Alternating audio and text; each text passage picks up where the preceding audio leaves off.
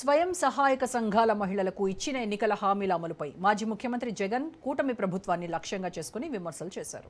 సామాజిక మాధ్యమం ఎక్స్ వేదికగా స్పందించిన జగన్ మహిళలకు ఇచ్చిన మరో కీలక హామీ అమలు కాలేదని ఆరోపించారు.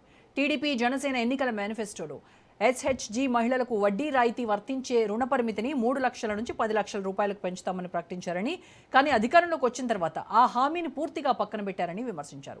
స్వయం సహాయక సంఘాల రుణాల వృద్ధి గ్రామీణ ఆర్థిక వ్యవస్థకు జీవనాడి అని తెలిపిన జగన్, రుణాలు పెరిగితే మహిళల ఆదాయం, ఉపాధి అవకాశాలు, గ్రామీణ ఆర్థిక కార్యకలాపాలు కూడా పెరుగుతాయన్నారు.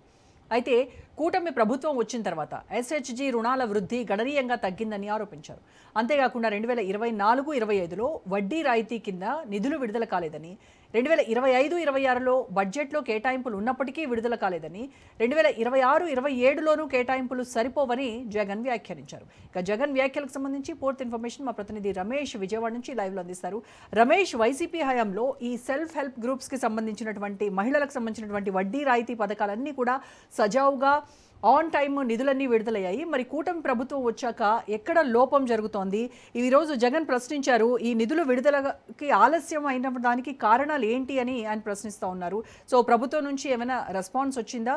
దీనిపైన వైసీపీ కార్యాచరణ ఏ రకంగా ఉండబోతోంది? రోజా, కూటమి ప్రభుత్వం అధికారంలోకి వచ్చిన తర్వాత మహిళలకు ఎన్నికలకు ముందు ఇచ్చినటువంటి హామీలు ఏవైతే ఉన్నాయో వాటిని అమలు చేయడంలో ప్రభుత్వం విఫలమైందంటూ ఇప్పటికే వైఎస్ఆర్ కాంగ్రెస్ పార్టీ అధినేత జగన్మోహన్ రెడ్డి అనేక ఉదాహరణలతో ప్రభుత్వాన్ని నిలదీస్తున్నటువంటి పరిస్థితి కూడా ఉంది. ఉదాహరణకు ఎన్నికలకు ముందు తాము అధికారంలోకి వస్తే సూపర్ 6 పథకంలో భాగంగా 18 ఏళ్ల నిండినటువంటి ప్రతి మహిళకు కూడా ప్రతి నెల 1,500 రూపాయలు ఇస్తామని చెప్పారు. కానీ కూటమి ప్రభుత్వం అధికారంలోకి వచ్చి 2 ఏళ్లు పూర్తయినప్పటికీ ఇంతవరకు ఆ పథకాన్ని ప్రారంభించలేదని జగన్మోహన్ రెడ్డి గుర్తు చేస్తూ ఉన్నారు. దీంతో పాటు అమ్మఒడి పథకం ద్వారా మహిళలకు ఆర్థిక చేయూతను ఇస్తాము అని చెప్పినప్పటికీ ఆ తల్లికి వందనం ఏదైతే ఉందో ఇప్పుడు ప్రభుత్వం ఇస్తున్నటువంటి తల్లికి వందనం దాన్ని కూడా సక్రమంగా అమలు చేయడం లేదనే విషయాన్ని కూడా జగన్మోహన్ రెడ్డి గుర్తు చేస్తూ ఉన్నారు.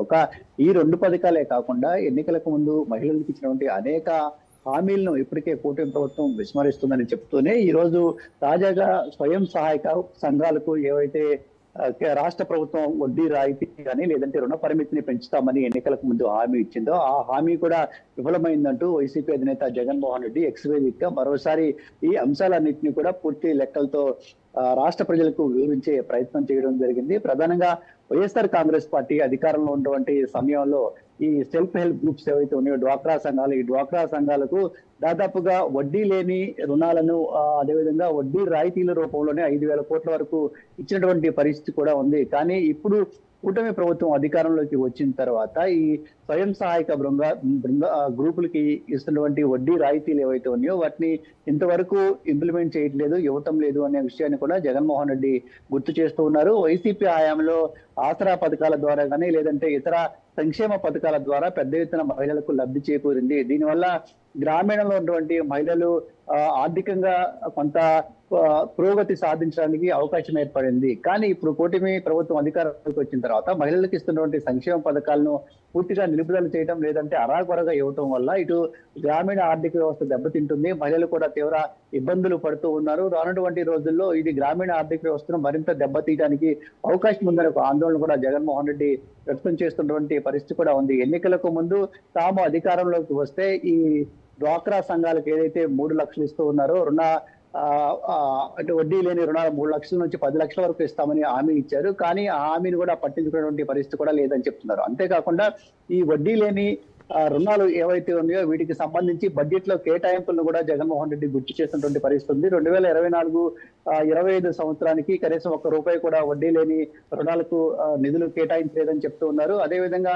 25-26 బడ్జెట్ లో 100 కోట్లు కేటాయించినప్పటికీ ₹1 కూడా విడుదల కాలేదనే విషయాన్ని కూడా జగన్మోహన్ రెడ్డి గుర్తు చేస్తున్నారు. తాజాగా ఆర్థిక సంవత్సరానికి సంబంధించి 26-27 సంవత్సరానికి మరోసారి బడ్జెట్ లో 100 కోట్లు కేటాయించిన ఆ కేటాయింపులు కూడా విడుదలయ్యే అవకాశం లేదనే విషయాన్ని కూడా జగన్ గుర్తు చేస్తూ ఉన్నారు. కూటమి ప్రభుత్వం అధికారంలోకి వచ్చిన తర్వాత తీసుకుంటున్నటువంటి ఈ నిర్ణయాల వల్ల ఈ డ్వాక్రా సంఘాల పరిమితి కూడా దాదాపుగా తగ్గిపోతున్నటువంటి పరిస్థితి కూడా ఉంది. ఒకవైపు డ్వాక్రా సంఘాలకు ఇస్తామన్నటువంటి రాయితీలు ఇవ్వటం లేదు, మరోవైపు వారికి ఏదైతే రుణ పరిమితి పెంచుతామని చెప్పారో ఆ రుణ పరిమితిని కూడా పెంచడం లేదు. దీనివల్ల వాళ్ళు తీవ్రంగా ఇబ్బంది పడుతున్నటువంటి పరిస్థితి ఉందనే విషయాన్ని కూడా జగన్మోహన్ రెడ్డి గుర్తు చేస్తున్నారు.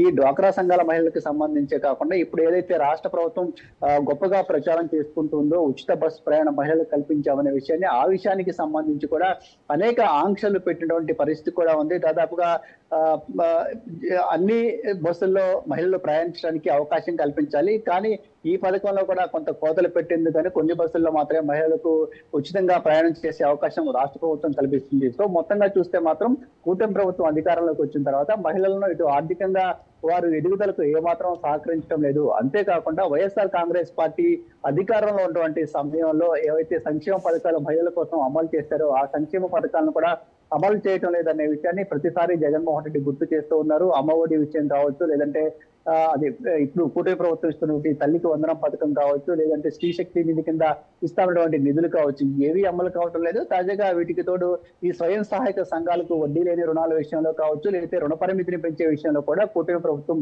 పూర్తిగా విఫలమైందనే విషయాన్ని జగన్మోహన్ రెడ్డి గుర్తు చేస్తూ ఉన్నారు. రానున్నటువంటి రోజుల్లో ఈ అంశాలకు సంబంధించి పార్టీ పరంగా పెద్ద ఎత్తున పోరాటం చేయడానికి కూడా వైఎస్ఆర్ కాంగ్రెస్ పార్టీ సిద్ధమవుతుంది. ఒకవైపు మహిళలకు రావాల్సినటువంటి సంక్షేమ పథకాలు అమలు కాకపోగా, మరోవైపు రాష్ట్రంలో కూటమి ప్రభుత్వం అధికారంలోకి వచ్చిన తర్వాత మహిళలపై పెద్ద ఎత్తున దాడులు జరుగుతున్నాయి, అత్యాచారాలు జరుగుతున్నాయి, హత్యలు జరుగుతూ ఉన్నాయి. కానీ ఈ విషయాలపైన కూడా కూటమి ప్రభుత్వం ఏమాత్రం దృష్టి సారించడం లేదు. కేవలం రాజకీయంగా వైఎస్ఆర్ కాంగ్రెస్ పార్టీని ఇబ్బంది పెట్టే ప్రయత్నాల వరకు మాత్రమే చర్యలు పరిమితం అవుతున్నాయి. దీనివల్ల ఇటు మహిళలు తీవ్రంగా కూటమి ప్రభుత్వంలో ఇబ్బంది పడుతున్నారనే విషయాన్ని అయితే జగన్ గుర్తు చేస్తూ ఉన్నారు. రోజా.